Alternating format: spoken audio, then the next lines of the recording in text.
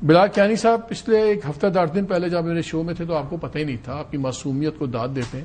آپ تب بھی مسکرا کے آپ نے کہا مجھے نہیں پتا. آج پروگرام سے پہلے میں نے پوچھا، آپ نے کہا اس تک نہیں پتا تھا.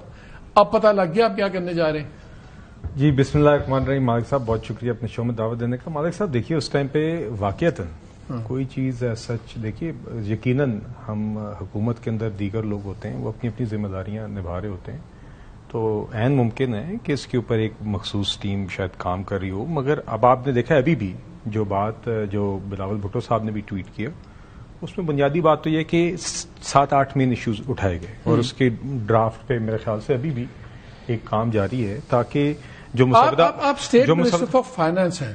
جی تو سب سے بڑا ایک ٹچی پوائنٹ ہے وہ ہے این ایف سی کا. جی اور آپ لوگ کہہ رہے ہیں کہ ہم این ایف سی کو والے کا ہم 80th امینڈمنٹ کو ریورٹ نہیں کر رہے، ہم ریشنلائز کر رہے ہیں، بیلنس کر رہے ہیں، بیکاز بہت پیسہ صوبوں کو جا رہا ہے، وفاق کے پاس پیسہ نہیں ہوتا. اب آپ منسٹر آف سیف آف فائنانس بھی ہیں، آپ کو کچھ تو پتا ہوگا کہ اس میں کیا کر رہے ہیں. یہ تو مالک صاحب اس پہ آپ کی اور میری اس شو میں بہت دفعہ بات ہو چکی ہے اور تفصیلی بات ہو چکی ہے، اور آئی تھنک یہ ایک اہم بات ہے. اس میں 2-3 پہلو ہیں. دیکھیے ایک آئین ہے اور پھر آئین کے تحت ایک national finance commission award it self ہے جس کے اندر دیگر جو فارمولا طے کرتا ہے. مگر آئین کے اندر ایک شک ہے، وہ یہ کہتی ہے کہ صوبوں کا جو شیئر ہے وہ پچھلے جو این ایف سی ایوارڈ ہوگا اس سے کبھی کم نہیں ہو سکتا.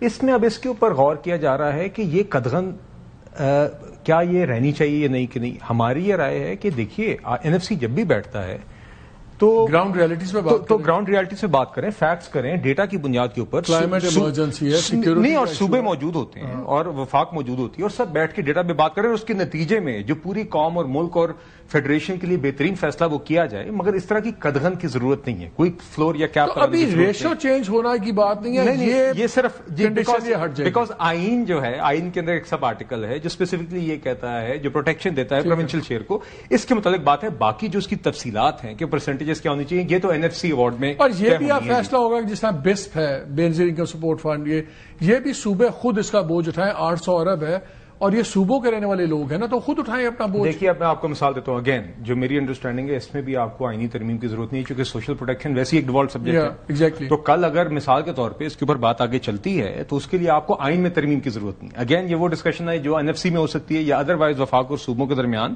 کسی اور فورم کے اوپر اس کی فنکشن کی ڈیولیوشن ہو سکتی ہے. مگر ابھی تو ہم بات کریں کہ این ایف سی جو آئینی ترمیم ہے اس کے اندر ریلیونس اس حد تک ہے. بقیہ جو تفصیلات ہیں وہ این ایف سی آپ کو پتا ہے کمیشن بن گیا تھا، پھر سیلاب آ گئے تھے، صوبے اس میں مصروف ہو گئے تھے. تو میرے خیال سے ابھی آگے این ایف سی کی میٹنگز اب پھر سے کال کی جائیں گی اور یہ ایک طویل عرصہ چلے گی. اس میں ورکنگ گروپس پہ دیگر صوبوں کے ساتھ مشاورت کر کے بات آگے کہ یہ کنڈیشن ہٹ جائے تو کوئی فرق تو نہیں پڑتا. نہیں، پی ٹی آئی کا اعتراض یہ ہے کہ دیکھیں آپ آئین میں ترمیم کی بات کر رہے ہیں، آپ کوئی لیجسلیشن لانے کی بات نہیں کر رہے. آئین 1973 کا آپ کا کنسنسس ڈاکومنٹ ہے، وہ کیا ہے؟ سوشل کانٹریکٹ ہے between people and the state. آپ اس کو چینج کرنے کی بات کر رہے ہیں. کیا الیکشن کے دوران مسلم لیگ نون نے کیا اپنے یہ الیکشن مینیفیسٹو میں یہ چیز رکھی تھی؟ جب آپ نے لوگوں کو کنسلٹ ہی نہیں کیا، جب آپ نے لوگوں سے مینڈیٹ ہی نہیں لیا، آج کس طرح سے آپ صوبوں سے وہ پاورز وڈرا کر سکتے ہیں؟ آپ لوگوں نے الیکشن لڑا تو آپ کا مینڈیٹ تھا جا کے قانون سازی کریں گے. آپ نے ان کمیٹیز کو چھوڑ دیا. کیا آپ اپنے مینڈیٹ کا احترام کر رہے ہیں جو آپ ان کو کہہ رہے ہیں؟ نہیں، ہم نے میں نے آپ کو پچھلے ووٹ دیا تھا، میں نے آپ کو ووٹ دیا تھا کہ آپ جائیں گے کمیٹیز میں بیٹھیں گے اور اگر یہ بیٹھ کے یہ قانون سازیاں کریں گے اور آئین کے اندر ترمیمیں کریں گے تو آپ ان فورم کے اوپر ان کی مخالفت کریں. کمیٹیز کے حالات، ہیومن رائٹس کمیٹی کا ایشو اٹھا کے دیکھ لیں.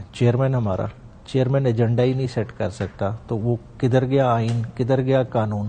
آپ نے ہیومن رائٹس کی ٹوٹل 2 میٹنگز ہوئی، کتنی امپورٹنٹ منسٹری تھی. ہیومن رائٹس کی اینول رپورٹ پارلیمنٹ میں پریزنٹ ہوئی بغیر کمیٹی کو کنسلٹ کیے ہوئے. جس ملک میں سارے قانونی کمیٹیز کو بائی پاس کر کے ہو رہے ہوں، لیجسلیشن آتی ہے رات کو آتی ہے، صبح پاس ہو جاتی ہے، کسی کو پتہ نہیں ہوتا کیا وہاں قانون اور آئین فالو ہو رہا ہے. وہاں کیا ہمارے کمیٹیز میں بیٹھنے سے کوئی فرق پڑ رہا ہے؟ کوئی آواز؟ بلال صاحب کوئی جواب دے، پھر میں نے کامنا صاحب کے پاس جانا ہے. نہیں سر دیکھیے، وہ کہہ رہے ہیں واقعی میں تو ان کو بیک فٹ پہ ڈالنے کی کوشش کی. تو نے کہا یار آپ بتا دیں، ایگزامپل ہے، بتا دیں کیا. نہیں سر دیکھیے، یہ اس بات میں کوئی عمیر صاحب بھائی ہیں مگر اس بات میں کوئی وزن نہیں ہے. آپ نے جو بات کی وہ بالکل صحیح ہے.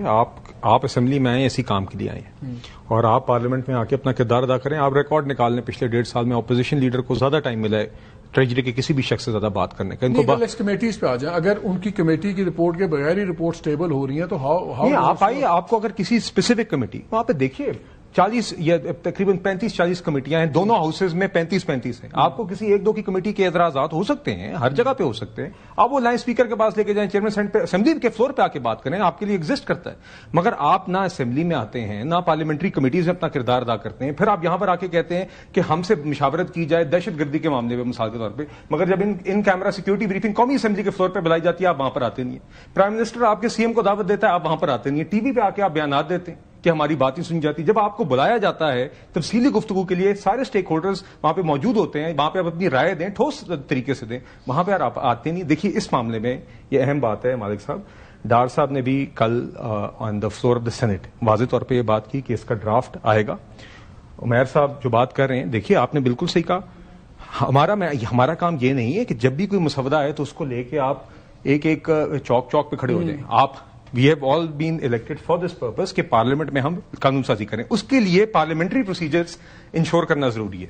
تو ڈار صاحب نے واضح طور پہ بات کی ہے کہ یہ جب سینٹ میں موسٹ لائکلی یہ بات سینٹ میں ٹیبل ہوگا، اس کے بعد یہ ریفر ہوگا، اس کے بعد یہ ریفر ہوگا standing committee for law and justice. اور وہاں پہ ڈار صاحب نے on the floor of the house یہ تجویز دی، اور لا منسٹر صاحب کو بھی یہ تجویز دی کہ وہاں پر اسپیکر صاحب کو پھر ایک لیٹر بھی لکھا جا سکتا ہے سینٹ کی طرف سے کہ ان کی بھی standing committee on law and justice joint meetings کرے، اور اس میں وہاں پہ بیٹھنی، وہاں وہی فورم ہے، وہاں پہ آپ اس کو ڈسکس کریں. اپنی مرضی کر لیتے ہیں، لیکن روز خبریں تو ملتی کہ یہ کر رہے ہیں یہ کر رہے ہیں.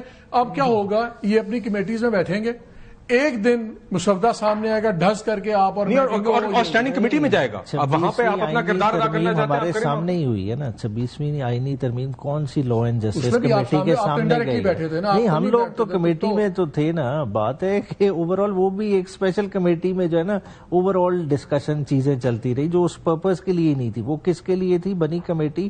وہ کمیٹی بنی تھی جو پارلیمان سے ممبر چینجز کروائی تھی. نہیں دیکھیں 26 میں کتنی چینجز کروائی تھی. مالک صاحب دیکھیں ایشو کیا ہے.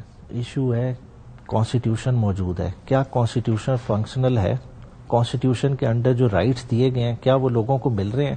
چیف الیکشن کمشنر تک تو یہ حکومت اپوائنٹ نہیں کر سکی، کب کا ٹینیور ختم ہو گیا. آپ کا آئین کہتا ہے بیسک بنیادی ایجوکیشن ملے گی بچوں کو، آپ کا جو ہے نا 2.5 کروڑ سے زیادہ بچہ آؤٹ آف سکول ہے. دیکھیں جب آئین ہی امپلیمنٹ نہیں ہو رہا، 4 سال میں وہ سکول میں چلا گیا تھا. دیکھیں ہم نے یہ آئین کے ساتھ تو چھیڑ چھاڑ نہیں کی. وہ باتیں کریں، ہم فیکٹس پہ کریں، آپ سیاسی بحث آپس میں کرتے رہیں، لیکن وہ فیکٹس رکھیں کہ آپ کہیں کہ ہمارے زمانے میں 2.5 کروڑ سے آ گیا تھا 1 کروڑ پہ. وہ 2.5 کروڑ وہیں کمائیں تو یہی تو دیکھیں وہ سٹنٹنگ وہیں کی وہیں ہے جو آپ کے الیکشن اس میں بھی تھی. سٹنٹنگ بھی وہیں ہے، انپلائمنٹ بھی وہیں تھی، سب کچھ وہیں. نہیں بہت بڑھ گیا ہے. آئی ایم ایف کیا کہہ رہی ہے کہ 1.5 کروڑ بندہ اضافی 1 سال میں سطح غربت سے نیچے چلا گیا. 1.5 سال ہماری حکومت گیا، ہم تو 3 سال سے حکومت.